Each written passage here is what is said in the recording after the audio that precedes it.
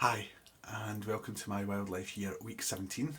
I'm Graeme, and I'm an ecologist and wildlife educator with a specialism in mammals, although I've got a wide range of experience. Um, and if you've been watching my videos already, you might be thinking, why are you introducing yourself, Graeme? Well, the reason is I think there might be one or two new viewers watching my videos this week. And if you haven't been following my personal social media or my wildlife year, then you might not know why. But if you have, then you'll know why. So these videos, normally throughout the year, I, I cover lots of whatever I've been up to, reviews, how to use bits of equipment, lots of different things.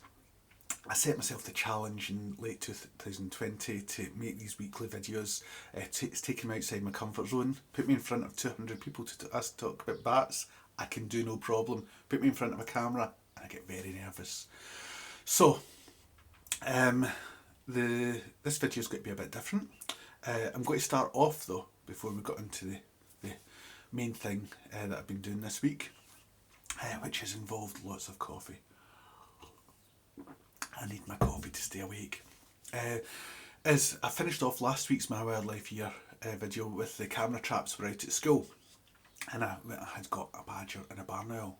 No, tawny owl. See, I'm so tired. I can't even think what sort of owl it was. It was badger and tawny owl. Not badger and toenail, as someone thought. I said because of my accent. It's badger and tawny owl. So anyway, I've put the cameras out and I had them out last weekend. I got them back in, and on Sunday found some really interesting footage, which we'll just have a look at now.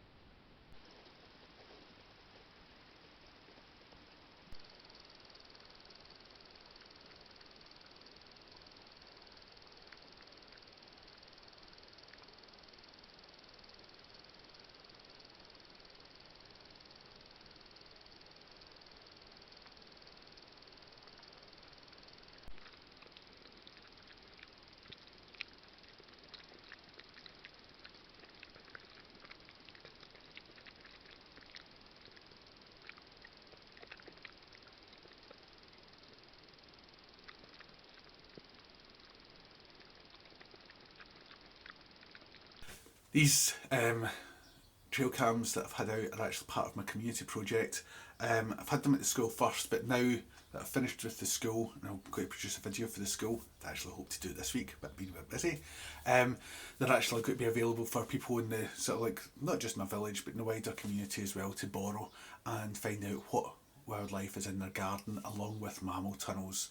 This is all part of a community project I've got going, where I'm going to be running, once restrictions allow, running community events, wildlife workshops, all for free, and getting people enthused about their local wildlife. Already run a crowdfunder and managed to buy camera traps and mammal tunnels and other bits of equipment. But the crowdfunder is carrying on, so if you want to make a donation, please do. Sorry if this feels like a bit like a hard sell, but it would be really good to raise a bit more funds to get some other bits of equipment for people to borrow and for me to do training with. So the crowdfunder, the link's in the bio. Other links that are in the bio include links to workshops and events that I'm running. I've got a virtual bat walk coming up, and it costs £4 in bookings through Eventbrite, link in the bio again. And also on the 13th of May I've got an introduction to British small mammals, that costs £12. You actually also get an attendance certificate for that if you come along. And also in my bio there's a link to a petition for getting Amazon UK and eBay UK to remove inhumane bucket traps. That basically, they're not just inhumane, they're actually legal to use as advertised in the UK. They cause small mammals that fall in to swim until exhausted and then they drown. Not very nice, but, and this is why I've got a petition set up. Please, if you get the chance, go to the link in my bio and sign that petition if you do nothing else. Thanks in advance. Right. I'm just out at Hairstains, a local countryside site, and right in the middle there, don't know whether you can see it, is a brown hare in a field, and there's actually another one up just in front of the tree, but you can barely see it. But that one there in the centre, even then it's quite well camouflaged when they're low on the ground. So at this time of year sometimes they have young, so they'll leave them, so you might come across leverets on their own. If you do, just leave them where they are. Mum will come back to them. That's really important. Then on to the main event. On Sunday we had someone turn up at the door. Well, actually, first before that, I had someone stop and say that them and someone else had come across a baby stoat, or I can't remember whether they said it was a stoat, but they said a baby animal that was on its way to me to inspect it. So that gave me a few minutes to get set up. Sure enough, ring at the doorbell, someone came up. If you've been following me on social media, either my personal account or My Wildlife Here, you know I've been calling it a stoat. I'm now wondering if it's a weasel. Really embarrassing as a mammal specialist to be admitting this, but I don't come across young weasels and stoats very often, and I just thought it was a stoat. And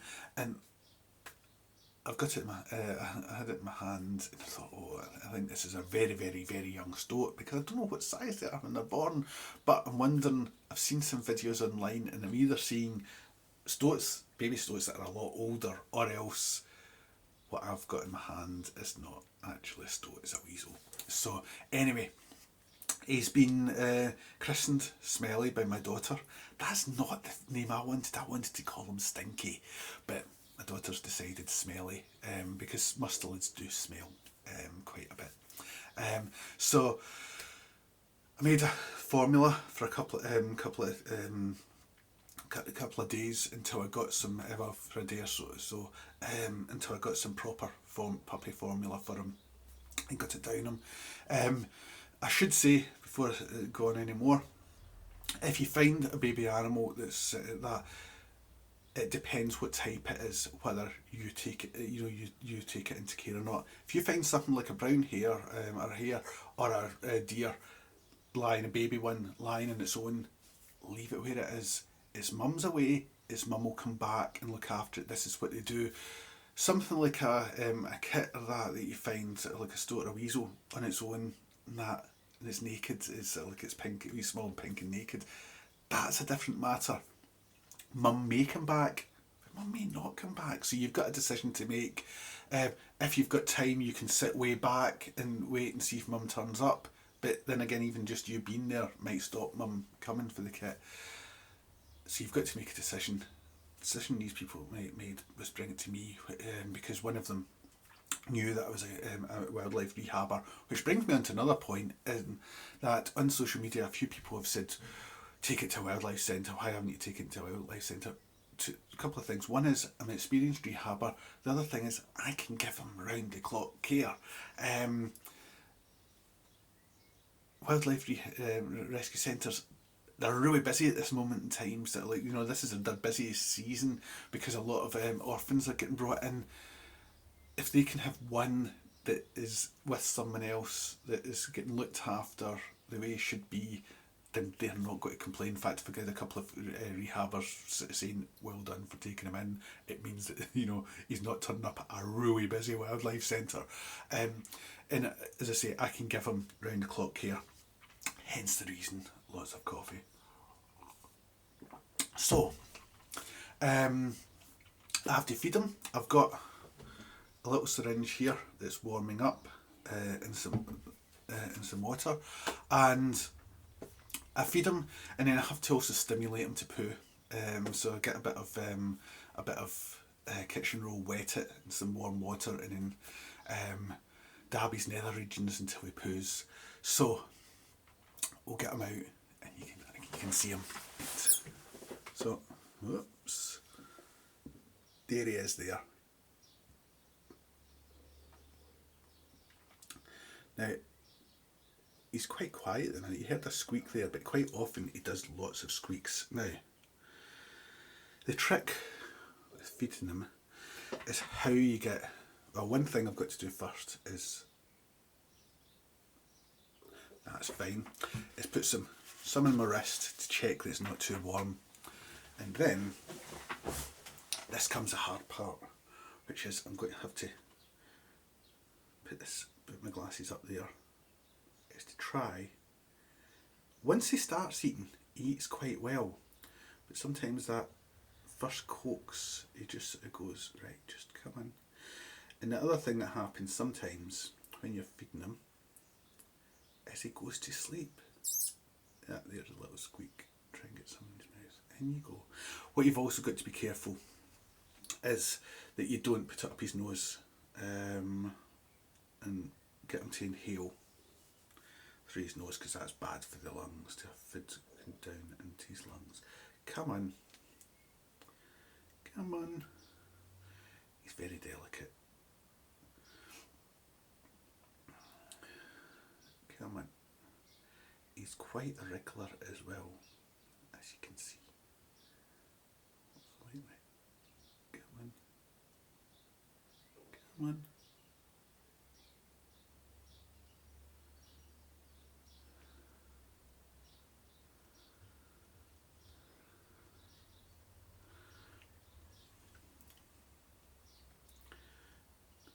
I can see that he's actually got a lot more fur.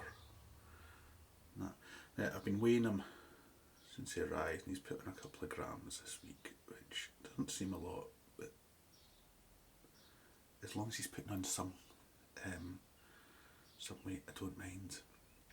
So that I can concentrate on him, I'm going to switch you off just now. He's had his... By the way, I'm calling him a he. He is a he. It's not just sort of like I'm making assumptions. He is a he. I've been able to sex him. See, I'm good enough that I know how to sex one. But I've got to now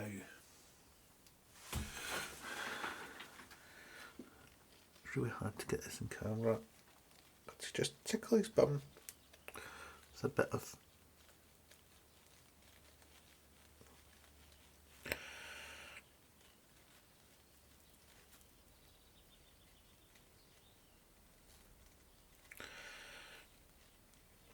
hopefully it'll stimulate to poo. What I'm doing is simulating Mum licking him. This here is the the window in my bathroom. This is a two-spot carpet beetle. Carpet beetles, when they're adults, you'll often find them at this time of year near windows. That's them trying to get out because the adults feed on pollen. But they come indoors and lay eggs, and the larvae feed on natural fibres such as sort of wool carpets and stuff like that. So their larvae can be quite destructive if there's a lot of them around. So if you keep an eye out and you see any little beetles, this is only about a few millimetres long. That's my finger there, and Dexter's just heard them coming to the bathroom behind me. Dexter's staying quite close to me a lot of the time because he likes to go in and see the little kit. So yep, so keep an eye out for these two-spot carpet beetles, and hopefully you won't have many. If you've got a lot of them, you know you might have a problem.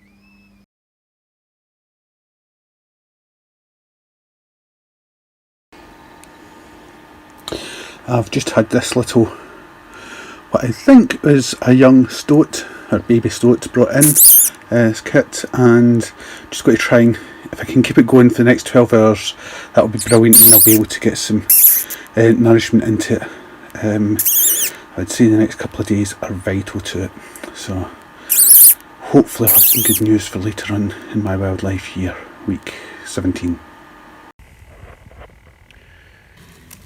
Here you can see the little male stoat.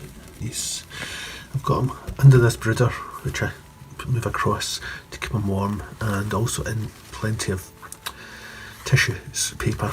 You can see he's actually pooing here as well, which is good news. It's not just getting stuff down him, it's also making sure it comes out the other end. It's really important. So I'll just move this back and keep him nice and warm. As I said in the introduction, I've had this little fella at the moment for 3 days. He's feeding well. I'm also stimulating him to poo, and I'm keeping him warm underneath a brooder. So he's very lively, which is really a good sign, as well as eating and pooing well. All those signs, and he's put on a little bit of weight, just a gram or two, but that is important at this time of his existence. As you can see, he's quite active.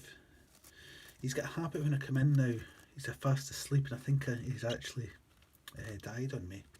But he's so still and so quiet. But then when I move the brooder, he wakes himself up and makes lots of noise and lots of movements. I need to give him a wee bit of a clean out. He's done some poos, which is good news. I come in here and I move the brooder. He's lying so still, I'm sure that he's gone and I've lost him. And then I make a slight noise and he just wakes up, and he's just the sweetest little thing. It's a small sort of victories that you have to that. I don't know how they'll be able to see that. Just there. A tip there. So it's sunlight. That's tiniest of poos I've just managed to get him to do.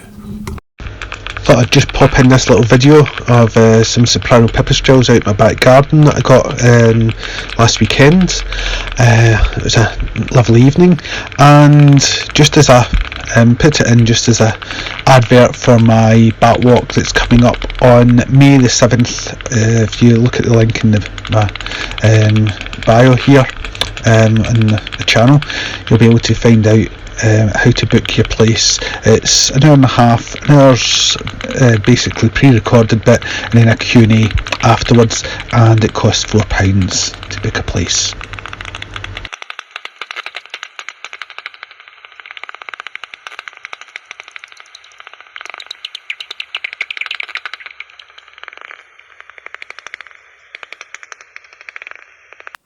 I think I mentioned earlier that I get Alexa to remind me to feed Smelly.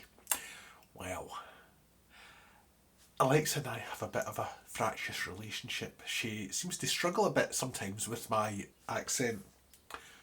I asked her to remind me to feed Smelly. Can you see that? If not, have a listen to this. Here's your reminder. Feed Smelly. This is a bit I hate every morning. My heart's in my throat because he's still alive. I just always worried that he's not made it through the night because I have to sleep at some point. I better go and feed him now. Well, I hope you've enjoyed my wildlife year, week 18, and if this was the first time you've joined me, I hope you'll join me again and join me in my journey throughout the year, and hopefully this little guy is going to grow and grow and you'll see how he develops too. So take care this week and I'll see you next week for my wildlife year, week 18.